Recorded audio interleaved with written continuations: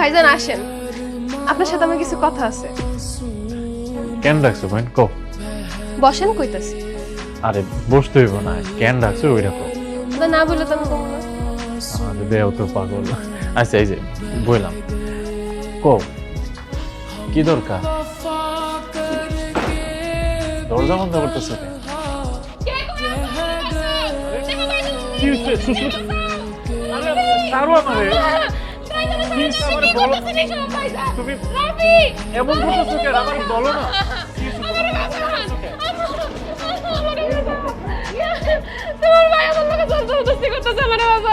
বিশ্বাস কর ভাই আমার, আমি কিচ্ছু করি নাই। চুপ কর।